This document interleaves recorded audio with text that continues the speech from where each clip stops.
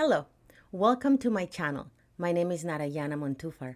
I am an astrologer, artist, author, and Akashic Records reader who finds inspiration in the symbolic language of astrology. On my website, naramon.com, you will find links to book astrology, tarot, and energy healings as well as readings. Today, I am actually here to show you something extremely important when it comes to reading your birth chart or beginning the process of reading your birth chart.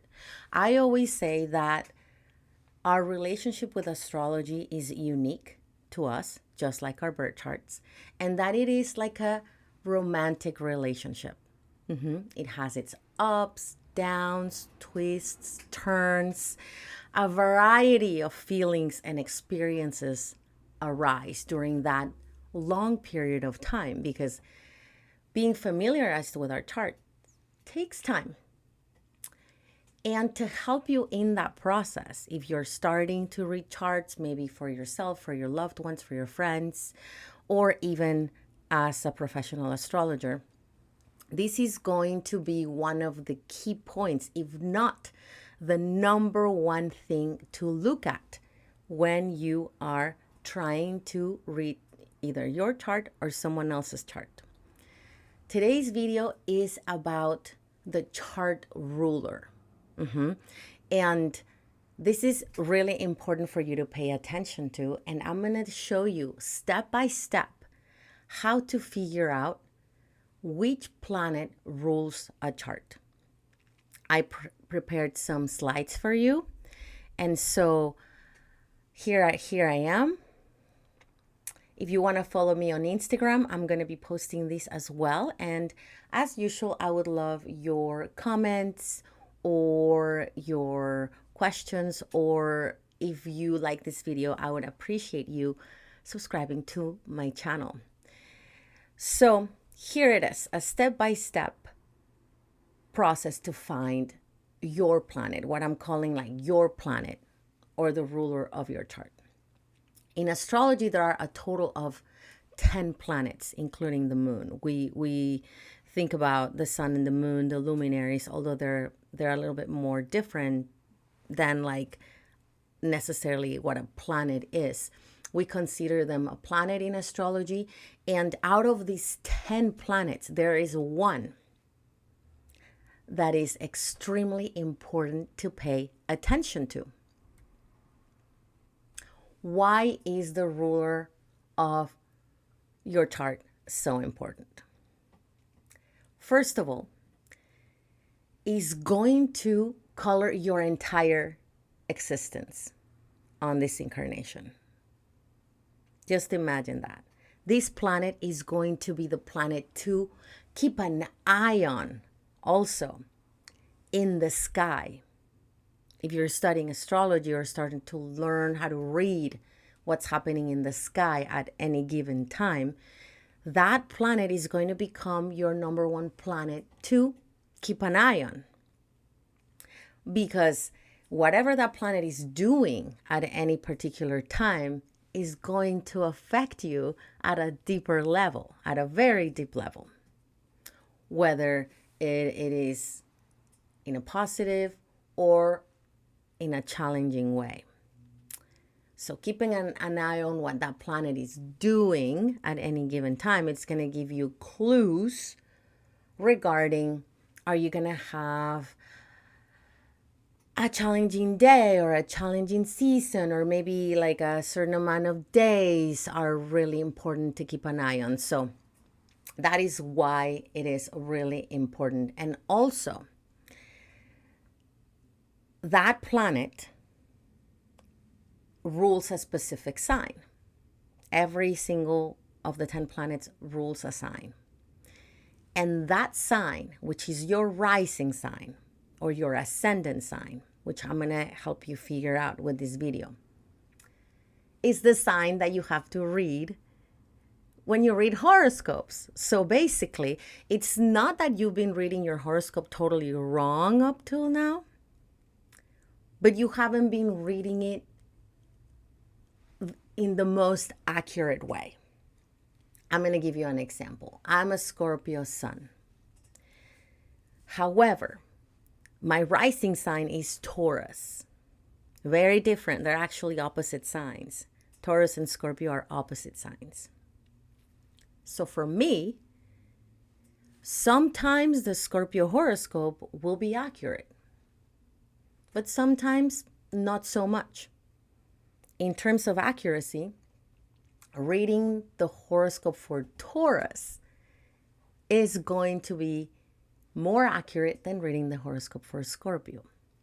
So here I go. I'm going to show you step by step how to find your rising sign.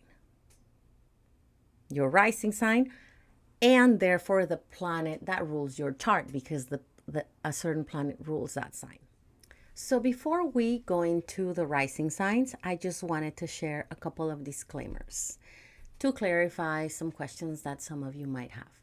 The first disclaimer is that in order to find the ruler of your chart, as well as your rising sign, you're going to need an accurate birth time. This is extremely important because the rising sign or the ascendant, is the same thing, tracks what was the zodiac sign that was on the eastern horizon, which moves really fast. Basically, an hour or an hour and a half later, you're going to have a different rising sign. This is why it is extremely important that you have an accurate birth time. I know that some of us do, some of us don't. Certain countries don't track it, for example. Certain countries track it to the minute. But if you don't have your birth time, and I highly recommend looking at your birth certificate to find that. If you don't have it, and if you want to continue doing astrology, it is super important that you work with somebody in the case that you don't have a birth time to find it. This is possible. There are astrologers who specialize in rectification. That is the art of finding an accurate birth time. Or it also happens that some of us have the wrong one.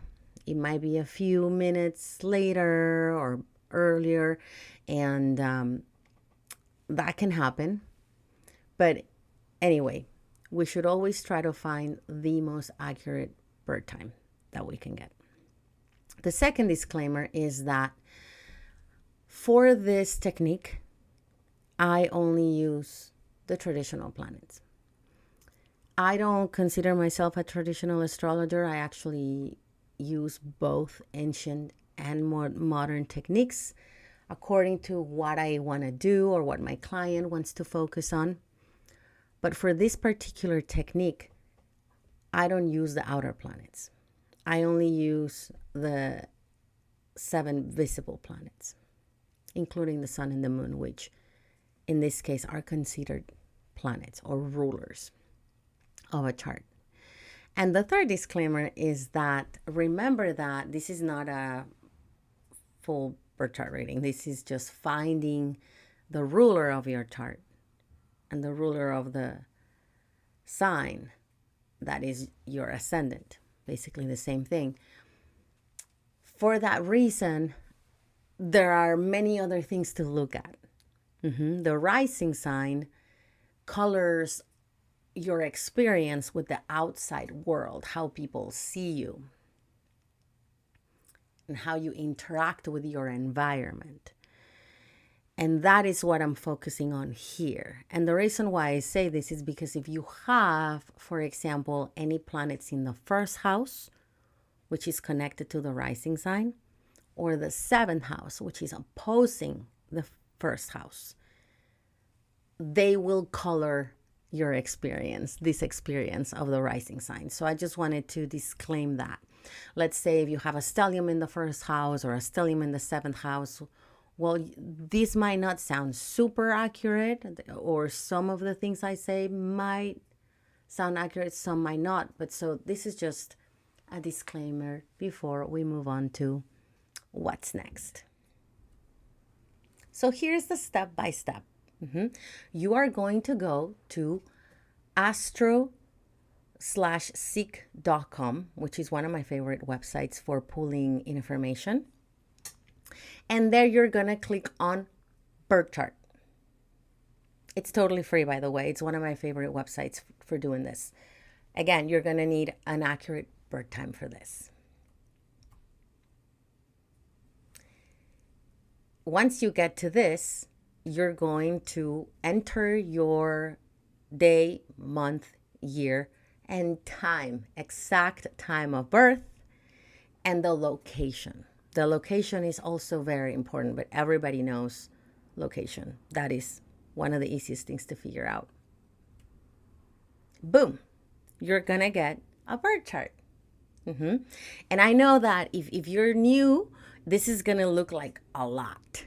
Okay, this is gonna be like, this is insane. Where do I look? And there's too much going on. Don't worry. The one thing that we're working with now is with finding the first sign, the sign that is on the left side of your chart. If you can see, there is a cross of matter in every birth chart. There is a cross. That means existence on the material plane. You're not going to worry so much about any of the planets or any of the signs. What you're going to look at is this sign that's on the left. In this case, in this chart, the rising sign is Capricorn in this particular example. For most of you, it won't be Capricorn. It will be something else, one of the other 11 signs, most likely, or some of you will have Capricorn. These are the traditional rulerships. So it's just a quick slide to remind everybody that which sign is ruled by which planet, but we're going to go over each one of them as well. See here, we have Mars ruling Aries, Venus ruling Taurus, Mercury ruling Gemini, the moon ruling Cancer, the sun ruling Leo, Mercury ruling Virgo. I have some opinions about that. Anyway, I will create a video about that. I think that Virgo has strong connections to Chiron. But for this purpose is to stick to traditional rulership. I'm going to stick with Mercury ruling Virgo. We have Venus ruling Libra, Mars ruling Scorpio, Jupiter ruling Sagittarius, Saturn ruling Capricorn, Saturn ruling Aquarius, and Jupiter ruling Pisces. So these are the traditional rulerships, and I'm going to go over each one of them. The first rising signs we're going to take a look at today are Aries and Scorpio. What do they have in common? Well, if you're Aries rising or Scorpio rising, your chart is ruled by Mars, the planet of drive, anger, intensity. And that makes you a force of nature. You're not someone that people can ignore. You just have presence. You turn heads. You make yourself noticeable because the rising sign colors our entire persona, like how we look, how people see us, and our relationship to our environment, how we interact with the outside world. The difference between Aries and Scorpio, this is the main difference. Aries is the diurnal expression of Mars. Diurnal means day, daytime, kind of like out there, like very obvious. So people see you as someone who's kind of intense, maybe a leader, or perhaps someone who's impulsive. You're very impulsive if you're Aries rising because you just have that initiatory energy of Aries. Aries is a cardinal fire sign, the only cardinal fire sign in the zodiac. So you're like that spark, that spark. People see you as someone who can initiate projects, not necessarily finish them for the most part, but someone who, it's like that spark of initiation. That is one of your gifts, to be able to begin things. And you're impulsive, dynamic, and sometimes a little intimidating for others, but definitely a force of nature.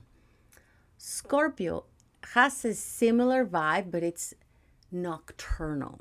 By nocturnal, I mean like nighttime, kind of like harder to pin down, or like kind of like hidden or under the surface. If you're a Scorpio rising, you most likely have an intense life experience. You are just kind of like the phoenix that rises from the ashes and that constantly transforms. That's the main difference between Aries and Scorpio rising. But they're both really, I would say, really intense signs. What Scorpio brings is like this mysterious allure, this magnetism. Scorpio rising people are super psychic, mysterious, and just intense. But what they have in common, besides of the rulership of Mars, and I think that's why we always see them as very passionate individuals, extremely passionate. I mean, they just have that magnetic sense to them to attract whatever they want, because Mars is a planet that goes and gets what it wants. It is that masculine energy, and I don't mean by men or women. It is a masculine type of energy, like yin energy. So if you're Aries or Scorpio rising, you are quite something for sure. The next rising signs that I want to talk about is Taurus or Libra. If you are Taurus or Libra rising, you're going to be ruled by Venus. Like me, I'm Taurus rising. Taurus brings the nocturnal version of Venus, and Libra brings the diurnal version of Venus. If you're Taurus rising, you are super focused on aesthetics, art, pleasure. Your senses are more powerful, I gotta say, than you think, and than you could even notice. You probably have all sorts of clairs, because your senses, you really experience life through your senses. And you're very focused on wealth, pleasure, art, all of the beautiful things in life. I gotta say, you are a stubborn human, because Taurus is the most stubborn sign, because it's the only sign with the combination of fixed earth. But you're reliable, hardworking, sensual, and indulgent. You know how to have a good time. And you have also powers of attraction, because Venus depicts how we attract what we desire.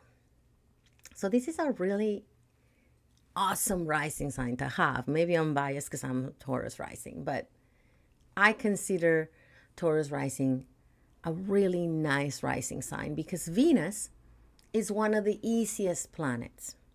Not good or bad, but Venus is an easier planet to manage. If anything, you might have a little bit of trouble, like not over partying, or just like constantly looking for pleasure in your life.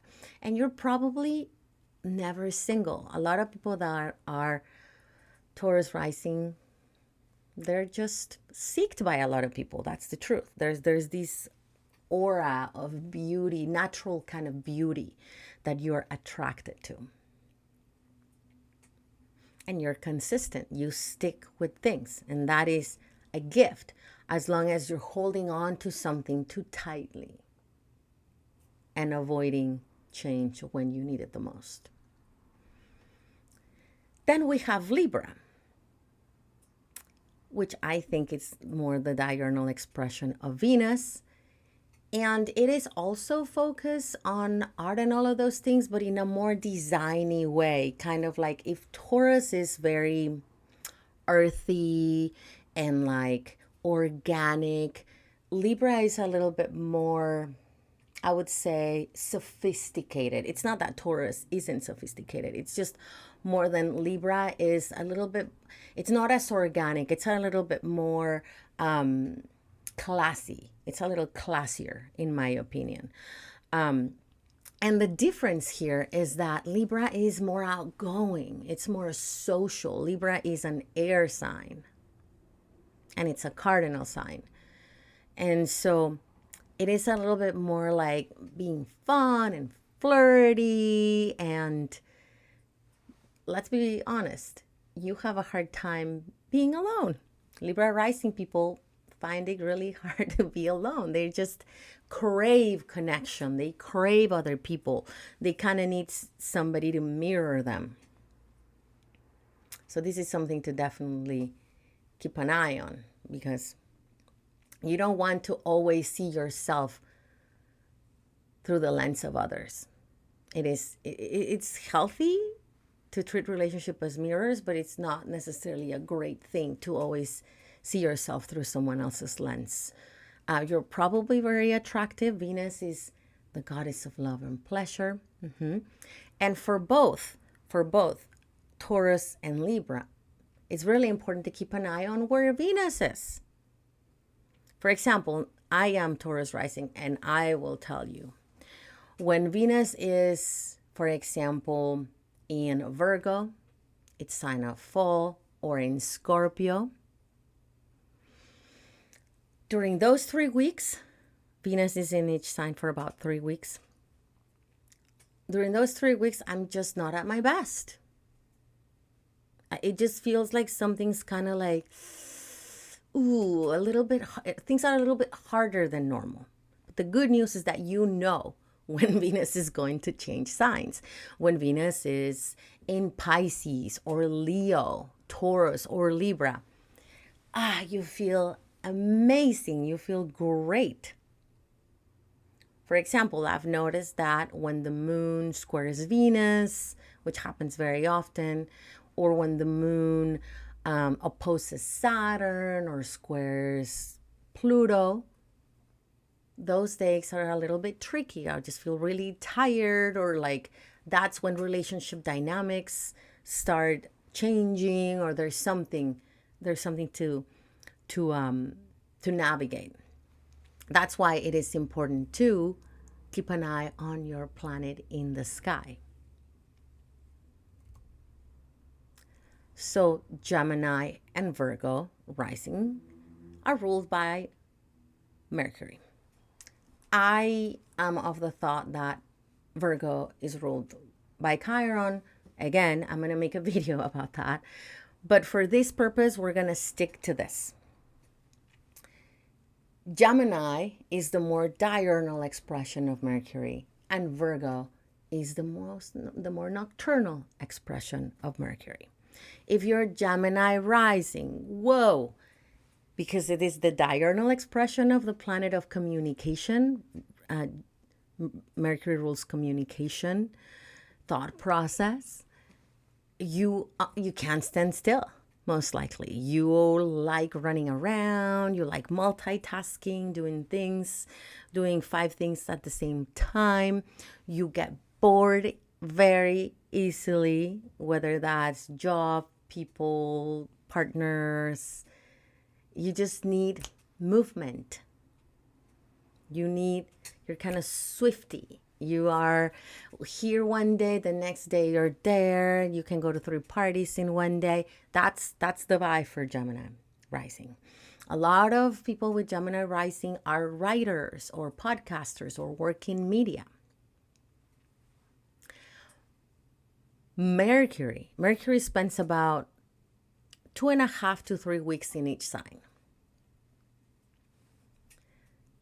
And so you will notice that when Mercury is in Pisces or in a sign that it doesn't like to be in, those 2.5 weeks are harder.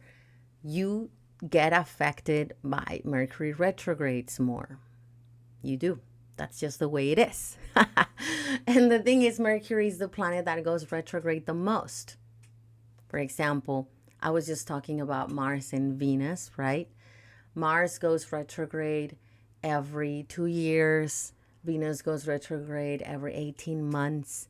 Mercury goes retrograde 3 to 4 times a year. So, unfortunately, you get affected more by Mercury retrogrades. And that is why it is super important to keep an eye on Mercury retrogrades or where Mercury is at any given time. For example, when Mercury traverses Scorpio, an intense probing sign, you're going to be fixated on something. You're going to be focused on something. That's what Scorpio does. It focuses and it gets to the heart of the matter. Well, you're going to be figuring out a mystery. For example, when Mercury is, let's say,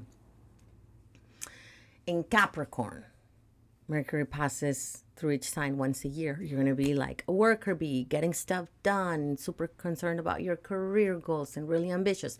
So you see what I mean? When the ruler of your chart is in a specific planet, the energy of that sign. I mean, when your ruler is in a specific sign, you're going to adopt those signs characteristics. Like there's going to be something that you're very focused on that relates to that sign. I hope that made sense. It's a little complicated. Then we have Virgo, which is the nocturnal expression of Mercury. So it is still focused on communication, but it is not as swifty or like nervous. It's a little bit more, it's anxious. It's an anxious placement, but it's very organized, very analytical and refined. Hyper awareness. If you're a Virgo rising, you're like hyper aware of your surroundings. Because there's a little bit of like that anxious energy to Virgo. But you are a force of nature in the way that everyone comes to you for questions. You have all the answers. You're just really good at making things happen. It's an earth sign. Virgo is an earth sign. Okay. I think that's it. And again, Mercury retrogrades can affect you more as well, more than other people. Leo. So Leo rising, this is a special rising sign. Let's be honest. All signs are great. Okay, I love all zodiac signs. But there are certain signs that are hard for certain things and certain planets. That's the theory in astrology. And I'm a believer in that. Some of those ancient theories really totally resonate. Some of them not anymore. I gotta say that everything in the universe is in constant movement. We're always changing. I believe that astrology changes too over time. That being said, Leo is the only sign ruled by the sun. That is super important to think about because the sun is the star of our solar system.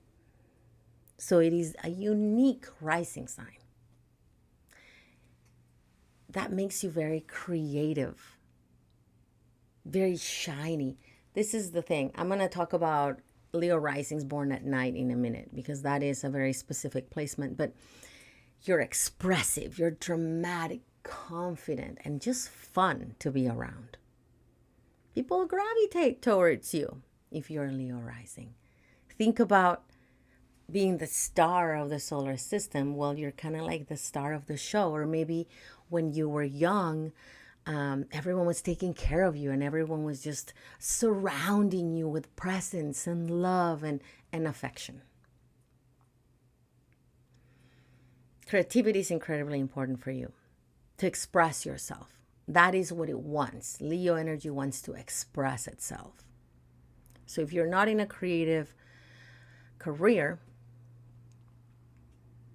you need to have a creative hobby in order to be happy.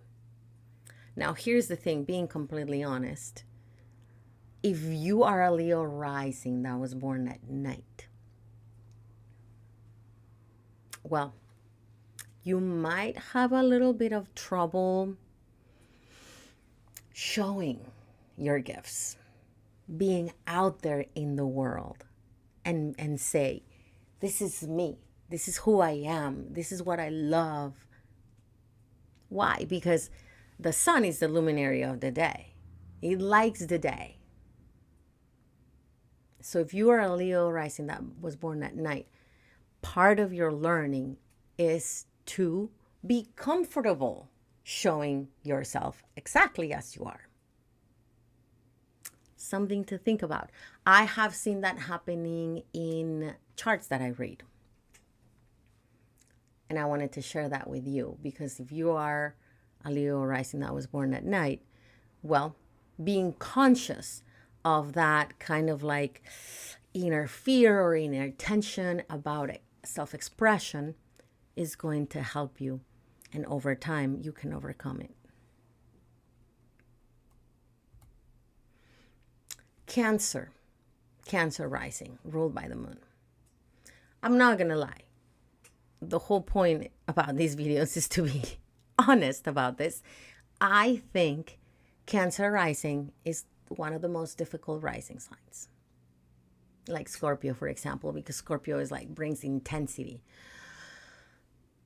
Cancer rising is a little bit difficult because the rising sign says who we are. It's kind of like how we experience the outside world.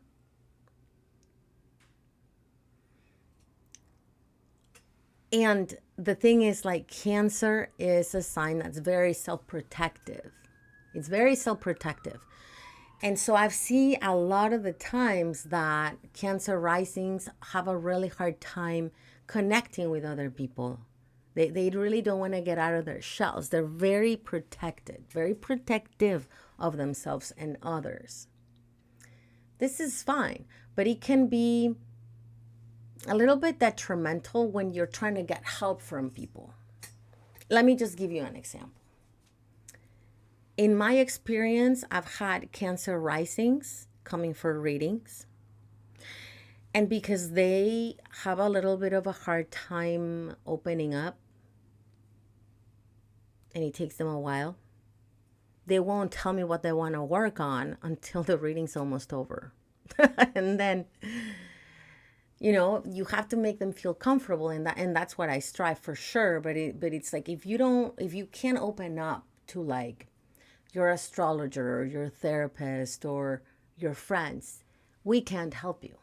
So just think about that. Working with that is really important. Another reason why I think that Cancer rising is a little bit difficult is because it's ruled by the moon. And that makes Cancer risings caring, compassionate, emotional. Cancer is a water sign. Very focused on home, family, tradition, and it's tenacious, by the way. We forget about that. Cancer's tenacious. It's cardinal water, and it does things differently. Think about the animal sign that walks sideways. So they're incredibly smart. The thing about having the moon rule your chart is that the moon moves really fast. We were talking about how, for example, with a Mars ruled chart, a planet, Mars is in a sign for 6 weeks, or Venus for 3 weeks, or Mercury for 2.5 weeks. Well, the moon changes signs every 2.5 days. So you're moody. You're moody, and that's okay. And we love you that way. But for you, it's incredibly important to keep an eye on the moon, learning how to track the moon, at least by sign. You can just Google, where's the moon? Where's the moon? The moon's in Leo. Ooh, you're like feeling kind of like, expressive. The moon's in Scorpio. Oh, intensity. The moon's in Pisces. You're like kind of like feeling dreamy and distracted. That's why it's so important for you to know what the moon is doing. Also, new moons and full moons that affect everybody, but they affect you more. So that's the truth about what I feel. I love Cancer, by the way. I'm a Scorpio, so I get along really well with Cancer. But I do want to tell you the truth. Having Cancer rising is difficult because it's hard to get to know you. And you go through many ups and downs in terms of moods. We've gotten to Sagittarius and Pisces, which are ruled by Jupiter. With Sagittarius being the diurnal expression of Jupiter and Pisces being the nocturnal expression of Jupiter. If you are a Sagittarius rising, the truth is that it is one of the most fortunate rising signs to have. That's it. It's true. I've seen it happening many times. I know a lot of people with this rising sign. I'm surrounded by them, my mom, my husband, my friends. You're just lucky. And remember, there are other planets that are part of your complex personality, but just having Sagittarius rising it makes you a lucky person. You're just optimistic. You have faith.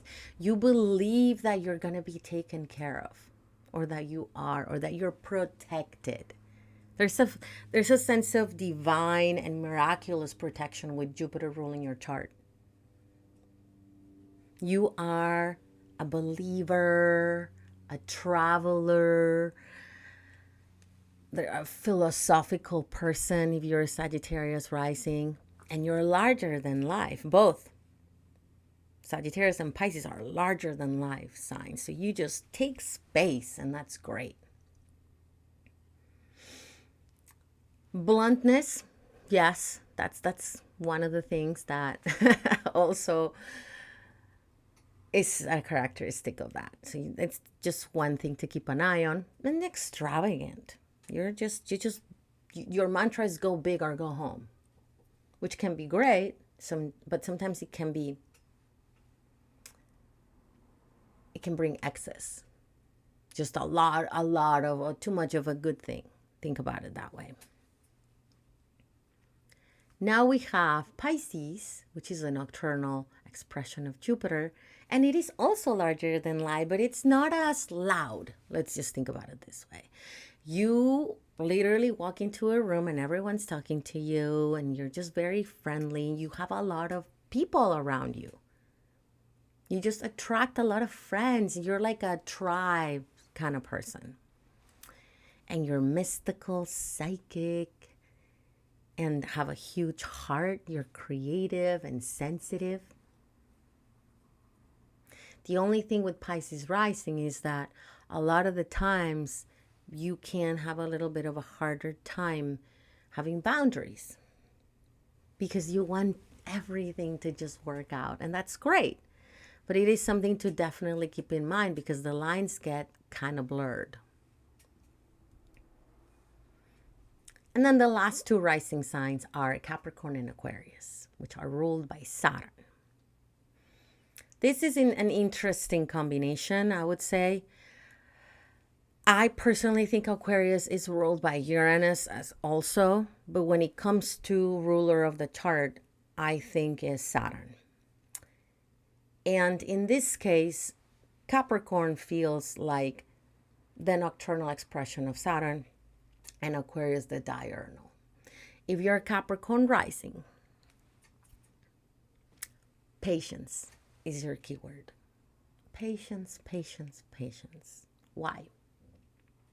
And even if you're Aquarius rising too, actually. Because Saturn having a chart ruled by Saturn, first of all, is like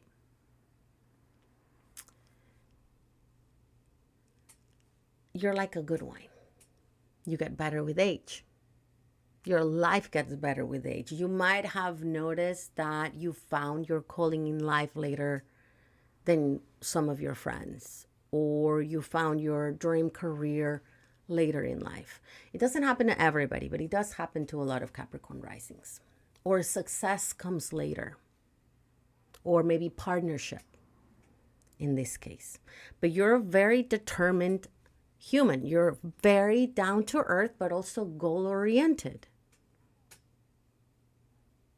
You're like a quality over quantity kind of person, and you're ambitious. You want to build something meaningful, and building something meaningful takes time.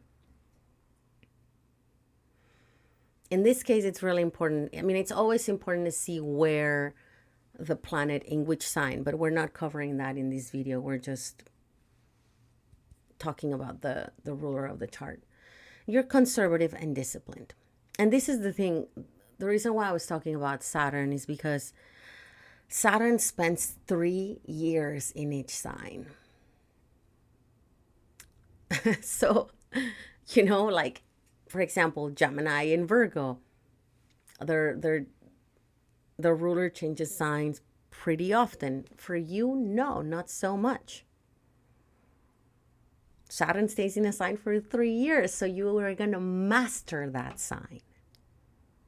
Wherever Saturn is at any given time. You see what I mean? There's patience. There's this like time. There's this concept of playing around with time and how time is meaningful. And so that's why you're required patience. Then the other sign ruled by Saturn is Aquarius. If you have Aquarius rising, this is what I've seen.